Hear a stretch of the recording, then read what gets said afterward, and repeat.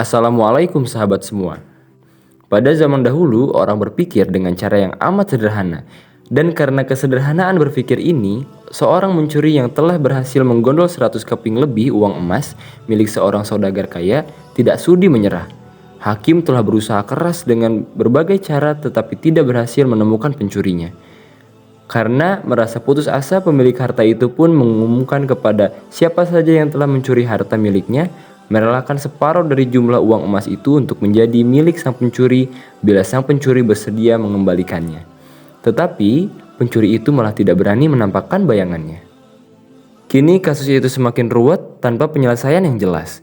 Maksud baik saudagar kaya itu tidak mendapat tanggapan yang sepantasnya dari sang pencuri. Maka tidak bisa disalahkan bila saudagar itu mengadakan sayembara yang berisi barang siapa yang berhasil menemukan pencuri uang emasnya, ia berhak sepenuhnya memiliki harta yang dicuri. Tak sedikit orang yang mencoba, tetapi semuanya kandas.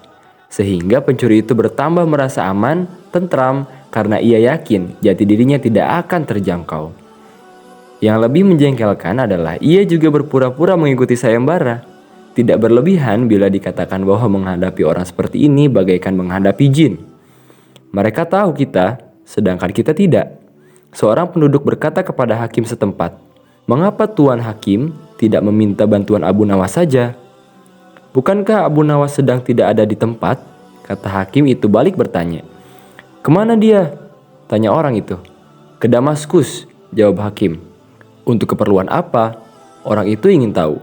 "Memenuhi undangan pangeran negeri itu," kata hakim. "Kapan ia datang?" tanya orang itu lagi. "Mungkin 2 hari lagi," jawab hakim. Kini harapan tertumpu sepenuhnya di atas pundak Abu Nawas. Pencuri yang selama ini merasa aman sekarang menjadi resah dan tertekan. Ia merencanakan meninggalkan kampung halamannya dengan membawa serta uang atau emas yang berhasil ia curi. Tetapi ia membatalkan niatnya karena dengan menyingkir keluar daerah berarti sama halnya dengan membuka topeng dirinya sendiri. Ia pun bertekad tetap tinggal apapun yang terjadi. Abu Nawas telah kembali ke Baghdad. Karena tugasnya telah selesai, Abu Nawas menerima tawaran mengikuti sayembara menemukan pencuri uang emas. Hati pencuri uang emas itu tambah berdebar, tak karuan mendengar Abu Nawas menyiapkan siasat. Keesokan harinya, semua penduduk dusun diharuskan berkumpul di depan gedung pengadilan. Abu Nawas hadir dengan membawa tongkat dalam jumlah besar. Tongkat-tongkat itu mempunyai ukuran yang sama panjang. Tanpa berkata-kata, Abu Nawas membagi-bagikan tongkat yang dibawanya dari rumah. Setelah masing-masing mendapat 1 tongkat, Abu Nawas berpidato, "Tongkat-tongkat itu telah aku manterai. Besok pagi kalian harus menyerahkan kembali tongkat yang telah aku bagikan. Jangan khawatir, tongkat yang dipegang oleh pencuri selama ini menyembunyikan diri akan bertambah panjang 1 jari telunjuk. Sekarang pulanglah kalian." Orang-orang yang merasa tidak mencuri tentu tidak mempunyai pikiran apa-apa. Tetapi sebaliknya, si pencuri itu merasa ketakutan.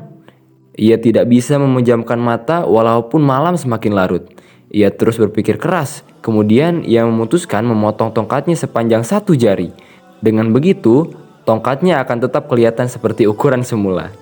Pagi hari, orang mulai berkumpul di depan gedung pengadilan. Pencuri itu merasa tenang karena ia yakin tongkat yang ia bawa tidak bisa diketahui karena ia telah memotongnya sepanjang 1 jari telunjuk. Bukankah tongkat si pencuri akan bertambah panjang 1 jari telunjuk? Ia memuji kecerdikan diri sendiri karena ia ternyata akan bisa mengelabui Abu Nawas. Antrian panjang mulai terbentuk.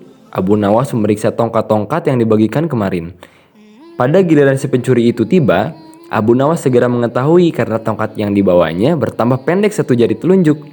Abu Nawas tahu pencuri itu pasti melakukan pemotongan pada tongkatnya karena ia takut tongkatnya bertambah panjang. Pencuri itu diadili dan dihukum sesuai dengan kesalahannya. 100 keping lebih uang emas kini berpindah ke tangan Abu Nawas. Tetapi Abu Nawas tetap bijaksana. Sebagian dari hadiah itu diserahkan kembali kepada keluarga si pencuri, sebagian lagi untuk orang miskin, dan sisanya untuk keluarga Abu Nawas sendiri. Wallahu a'lam bishawab. Like, komen, dan subscribe untuk mendengarkan kisah-kisah unik dan inspiratif selanjutnya.